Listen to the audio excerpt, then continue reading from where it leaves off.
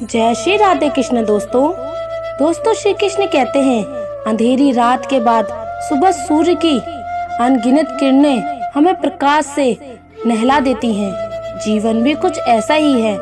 तमाम दुखों और कठिनाइयों के बाद सुख आता है और हमें आनंद से भर देता है। यही सत्य है कि हर कठिनाई के बाद खुशी अवश्य आती है, लेकिन यह खुशी केवल उन लोगों के लिए होती है जो धैर्य और ईमानदारी से अपने कर्मों में लगे रहते हैं। जो लोग ईमानदारी से कमाते हैं, भले ही उनके शौक पूरे ना हो, लेकिन उनकी नींद अवश्य पूरी होती है।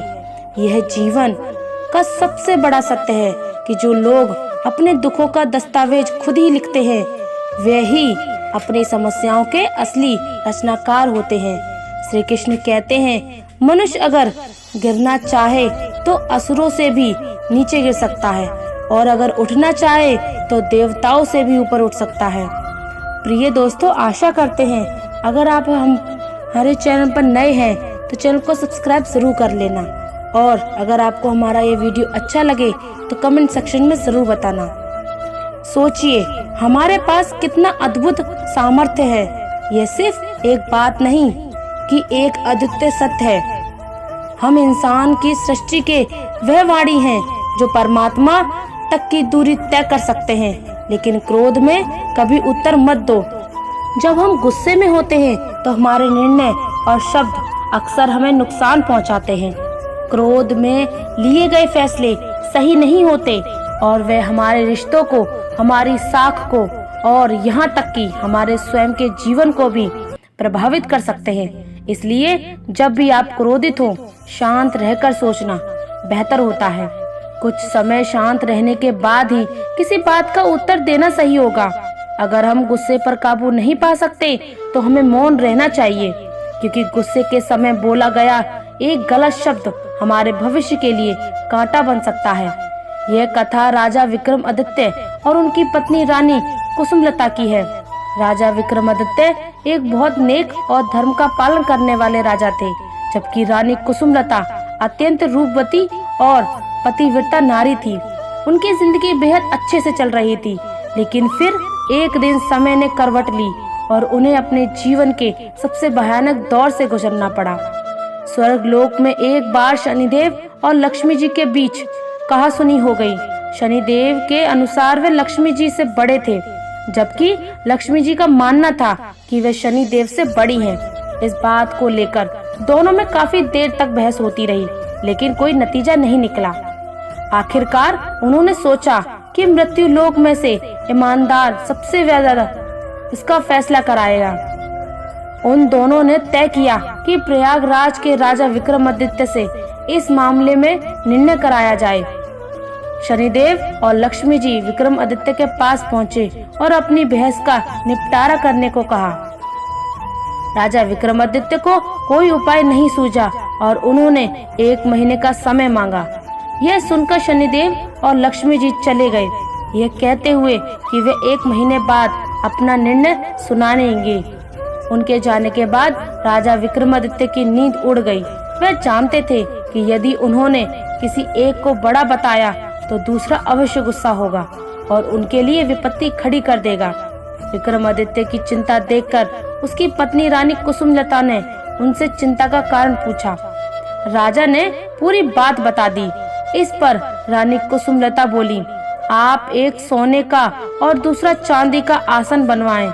सोने का आसन आपकी गद्दी के दाहिने ओर और चांदी का बाईं ओर रहेगा। जब लक्ष्मी जी और शनिदेव आएंगे तो लक्ष्मी जी सोने के आसन पर बैठें, क्योंकि वे माता स्वयं हैं, और शनिदेव चांदी के आसन पर बैठेंगे। आप उनके कोई उत्तर मत दीजिएगा।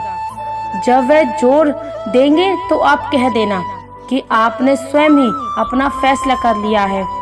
1 महीने बाद जब शनिदेव और लक्ष्मी जी लौटे तो वह सब कुछ वैसा ही हुआ जैसा रानी ने कहा था। लक्ष्मी जी ने सोने का आसन ग्रहण किया और शनिदेव ने चांदी का। जब उन्होंने राजा से निर्णय मांगा और जोर दिया तो राजा ने वही उत्तर दिया जो रानी ने बताया था। यह सुनकर शनिदेव क्रोधित हो गए और वहां से चले गए। लक्ष्मी जी ने जाते जाते विक्रमादित्य से कहा, संकट जरूर आएगा, लेकिन मैं तुम्हारे साथ रहूंगी। कुछ समय बाद शनिदेव के प्रकोप से प्रयागराज के भयंकर अकाल पड़ गया। लोग भूखे मरने लगे और विक्रमादित्य से ये दशा देखी न गई। उन्होंने अंततः राज्य त्यागने का निश्चय किया। एक रात वे अपनी पत्नी के साथ राज्य छोड़कर निकल पड़े। साथ में उन्होंने एक पोटली में हीरे जवाहरात भी रख लिए ताकि जरूरत के समय काम आ सके। जैसे ही वे निकले, भयंकर आंधी तूफान आ गया और चारों ओर अंधेरा छा गया। रास्ता भटक जाने के कारण और डर से वे एक जगह खड़े हो गए। लक्ष्मी जी एक छोटी सी लड़की का रूप धारण करके आईं और लालटेन की रोशनी से उन्हें नदी के किनारे तक पहुंचा दिया। वे दोनों नदी किनारे पहुंच गए, लेकिन अब समस्या थी कि नदी पार करने की। इतने में एक बूढ़ा नाविक वहां लेकर पहुंचा। विक्रमादित्य ने उसे नदी पार कराने का निवेदन किया। नाविक ने कहा, नहीं, मेरी नाव बहुत हल्की है, इसलिए एक एक करके ही तुम्हें पार करा सकता हूँ। राजा ने उसकी बात मान ली। पहले नाविक ने को पार कराया, फिर राजा को, और अंत में गहनों की पोटली को लेकर नाविक ने पोटली को नदी पार नहीं कराया। वह पोटली लेकर गायब हो गया। राजा समझ गए कि वह बूढ़ा नाविक कोई और नहीं बल्कि शनिदेव ही थे। राजा और रानी उस समय लाचार महसूस कर रहे थे, लेकिन उन्होंने हिम्मत नहीं हारी। वे एक गांव पहुंचे जहां लोग जंगल से लकड़ियां काट कर बेचते थे। विक्रमादित्य भी अपनी पत्नी के साथ उसी गांव में रहने लगे और चंदन की लकड़ी काटकर पास के गांव में बेचने लगे। कुछ ही समय में चंदन की लकड़ी बेचकर काफी पैसे वाले हो गए। यह सब लक्ष्मी जी की कृपा से हो रहा था। उनकी यह सुखद स्थिति देखकर शनिदेव ने फिर से एक चाल चली। एक दिन एक सौदागर जो उस गांव से लकड़ी लेकर दूसरे देशों में जाता था, उसका जहाज फंस गया। सौदागर ने बहुत कोशिश की, परंतु जहाज हिलने का नाम नहीं ले रहा था। इतने में शनिदेव ब्राह्मण का रूप धारण करके सौदागर के पास पहुंचे और कहा, तुम गांव के लोगों को भोजन का निमंत्रण दो। यदि कोई सती सावित्री स्त्री जहाज को छू लेगी तो तुम्हारा जहाज चल पड़ेगा। सौदागर ने गांव के सभी लोगों को भोजन का निमंत्रण दिया, लेकिन जब वह विक्रमादित्य के घर पहुंचा तो कुसुमलता ने यह कहकर निमंत्रण अस्वीकार कर दिया कि उनके पति जंगल में लकड़ी काटने गए हैं। सौदागर समझ गया कि कुसुमलता ही सती सावित्री है और वही जहाज को हिला सकती है। वह शाम को फिर से उनके घर आया और विक्रमादित्य ने उसका निमंत्रण स्वीकार कर लिया। जब सौदागर ने कुसुमलता से जहाज छूने को कहा तो उन्होंने अपने पति की आज्ञा से जहाज छुआ। जहाज हिलने लगा। इसे देखकर सौदागर के मन में पाप जागृत हुआ। उसने सोचा कि वह कुसुमलता को अपने साथ ले चले ताकि भविष्य में जहाज फिर फंस जाए तो वह उसे छुड़ा सके। वह कुसुमलता को अपने जहाज में खींच कर ले गया। विक्रमादित्य चिल्लाते रहे, परंतु जब तक जहाज काफी दूर जा चुका था। कुसुमलता अत्यंत रूपवती थी और सौदागर उनके रूप पर मोहित हो गया। उसने रानी को अपनी पत्नी बनाने की इच्छा जाहिर की, परंतु कुसुमलता ने साफ मना कर दिया। जब सौदागर ने फिर से उनसे छेड़छाड़ शुरू की तो कुसुमलता ने सूर्यदेव से अपने सतीत्व की रक्षा करने के लिए प्रार्थना की। उनकी प्रार्थना सुनकर सूर्यदेव ने उनका शरीर कोढ़ से विकृत कर दिया। आखिरकार विक्रमादित्य को जहाज का नहीं पता था, तो वह नदी के किनारे आश्रम में साधुओं के साथ रहने लगा। वह वहां साधुओं की सेवा करता, गायों को चराता और गायों के गोबर से ओपले बनाता। लक्ष्मी जी की कृपा से वह ओपले सोने के हो जाते थे। इस प्रकार कुछ ही दिनों में उसके पास ढेर सारी सोने की ईंटें हो गईं। एक दिन वही सौदागर जो विक्रमादित्य के पत्नी को ले गया था वहां से अपने जहाज के साथ गुजरा। विक्रमादित्य ने सौदागर को पहचान लिया। उसने सौदागर को सोने की ईंट दिखाकर कहा कि अगर वह उसे साथ में ले चलेगा तो वह ईंट उसे दे देगा। सौदागर ने विक्रमादित्य को पहचान लिया था, लेकिन सोने की ईंटों के लालच में उसे अपने जहाज में बैठा लिया। जब जहाज चल पड़ा तो कुछ ही दूर जाने पर सौदागर ने विक्रमादित्य को नदी में फेंक दिया। विक्रमादित्य की चीख पुकार कुसुमलता को सुनाई दी। उसने एक काठ का टुकड़ा समुद्र में फेंक दिया। उस काठ के टुकड़े के सहारे विक्रमादित्य एक पुल पर पहुंच गया, जहां आने जाने वाले जहाजों से चुंगी पर लिया जाता था। वहां के कामगारों के अनजान व्यक्ति को देखकर पूछा कि वह कौन है और कहां से आया है। राजा ने कहा कि वह एक अत्यंत दुखी आदमी है। वहां के लोग उसे राजा के पास ले गए। राजा ने परिचय मांगा तो विक्रमादित्य ने अपना नाम बताया। वह दुखियारा व्यक्ति था जो दर दर भटक रहा था। फिर उसने राजा के सामने दया की याचना करते हुए एक छोटी मोटी नौकरी देने की मांग की। राजा को एक दयालु व्यक्ति था, उसने बगीचे का माली बना दिया। उस राज्य के राजा की इकलौती पुत्री थी, जिसके लिए नित्य सुंदर गजरा बनाकर मालिक ने ले जाया करता था। एक दिन राजकुमारी ने मालिन से पूछा कि आजकल गजरे कौन बनाता है जो इतने सुंदर होते हैं। मालिन ने कहा, राजकुमारी कि एक नया नौकर है जो गजरे बनाता है। राजकुमारी ने उसे देखने की इच्छा जताई। तब उसने राजकुमार से पूछा कि मुझे विक्रमादित्य को देखना है, तो वह उस पर मोहित हो गई और विक्रमादित्य से विवाह करने की जिद पकड़ ली। राजा ने बहुत समझाया, परंतु राजकुमारी नहीं मानी। लाचार होकर राजा ने उनका विवाह करवा दिया और जंगल में एक घर देकर उन्हें वहां रहने भेज दिया। कुछ दिन बीतने के बाद विक्रमादित्य ने राजकुमारी से कहा कि बेकार बैठे रहने से उसका मन नहीं लगता, इसलिए वह अपने पिता से कहे कि उसे जहाजों की चुंगी का ठेका दे दे। राजकुमारी ने अपने पिता से ये प्रस्ताव रखा और राजा ने इसे स्वीकार कर लिया। अब विक्रमादित्य आने वाले जहाजों से चुंगी वसूलने लगा। ऐसे ही 7 वर्ष बीत गए और शनिदेव का प्रभाव खत्म होने को आया था। एक दिन वही सौदागर फिर से अपने जहाज के साथ वहां आया। विक्रमादित्य ने उस जहाज को रोक दिया और उसे वहां से जाने के नहीं दिया। सौदागर क्रोधित होकर राजा के पास शिकायत लेकर गया और विनती की। उसने हमेशा कर अदा कर दिया, फिर भी उसका जहाज क्यों रोका गया।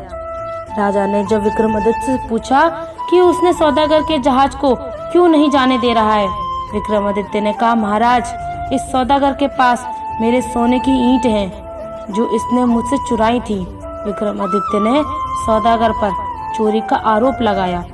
तो राजा ने उससे पूछा, क्या तुम्हारे पास इस चोरी का कोई प्रमाण है?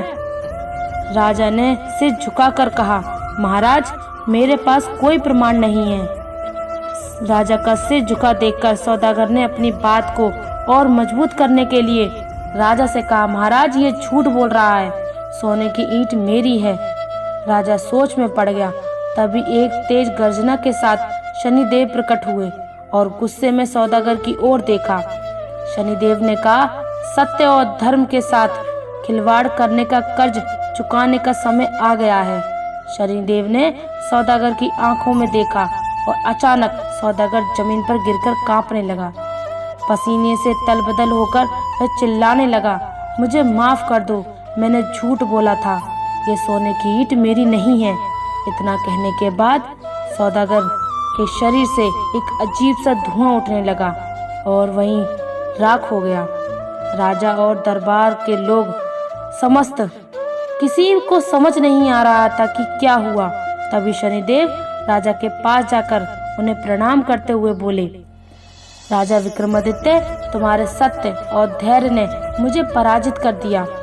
फिर एक बार तेज प्रकाश हुआ और लक्ष्मी जी प्रकट हुई। माँ लक्ष्मी ने विक्रमादित्य को आशीर्वाद देते हुए कहा, तुम्हारे त्याग, धैर्य और धर्म के पालन के कारण तुम्हें अखंड समृद्धि का आशीर्वाद देती हूँ। तुम्हारा राज्य फिर से समृद्ध होगा। आशीर्वाद देकर लक्ष्मी जी और शनिदेव दोनों अंतर ध्यान हो गए। राजा के आश्चर्य की कोई सीमा नहीं रही। वह विक्रमादित्य के पास आकर बोले, तुम कोई साधारण पुरुष नहीं हो। तब विक्रमादित्य ने उन्हें पूरा किस्सा बताया। राजा सहित पूरा दरबार विक्रमादित्य की धर्मपरायण का गुणगान करने लगा। राजा ने विक्रमादित्य की पत्नी रानी कुसुमलता को आदर पूर्वक जहाज से पालकी से उतारा। रानी कुसुमलता ने फिर से सूर्य भगवान से प्रार्थना की और अपना रूप पूर्व मांगा। राजा ने आदर पूर्वक विक्रमादित्य और अपनी बेटी को, जिसे उसने अपनी बेटी मान लिया था, प्रेम पूर्वक विदा कर दिया। किसी के जीवन में कठिनाइयां कितनी बड़ी क्यों ना हो, यदि व्यक्ति सत्य और धर्म के मार्ग पर चलता है, कभी नहीं छोड़ता, तो समय के साथ वह न केवल हर मुश्किल से बाहर आता है, बल्कि भगवान भी उसकी मदद करते हैं। साईं बाबा कहते थे कि आदमी पल में अमीर है, पल में फकीर है, इसलिए अच्छे कर्म कर ले बंदे, क्योंकि यह तो बस तकदीर है। विनम्र रह के इंसान वह हासिल कर सकता है जो वह गुस्से में रहकर नहीं कर सकता। प्रेम मनुष्य को अपनी तरफ खींचता है। मनुष्य खो गया है और जंगल में भटक रहा है, जहाँ वास्तविक मूल्य का कोई अर्थ नहीं है। वास्तविक मूल्य का कोई अर्थ मनुष्य को सिर्फ तभी हो सकता है जब वह आध्यात्मिक पथ पर कदम रखता है। अंधा वह नहीं जिसकी आंखें नहीं है, अंधा वह है जो अपने दोषों को छुपाता है। असली सुख दूसरों को सुख देने में मिलता है और सच्चा सुख प्रेम की भक्ति में। इसलिए मालिक को दिन रात याद करो और जन्म मरण के चक्कर से मुक्त हो जाओ। हमारे जीवन में सुख भी बहुत है और दुख भी बहुत है। इस जिंदगी में लाभ भी है और हानि भी बहुत है। क्या हुआ जो ईश्वर ने थोड़े गम दिए कि हम पर मेहरबानियां भी तो बहुत है। जो कल था उसे भूल कर तो देखो, जो आज है उसे जी कर तो देखो, आने वाला पल खुद ही संवर जाएगा। एक बार जय श्री कृष्णा बोल कर तो देखो। प्रिय दोस्तों, आशा करते हैं अगर आपको हमारा ये वीडियो अच्छा लगे तो कमेंट सेक्शन में ज़रूर बताना, और अगर आप हमारे चैनल पर नए हैं तो चैनल को सब्सक्राइब ज़रूर कर लेना। धन्यवाद। जय श्री राधे कृष्णा।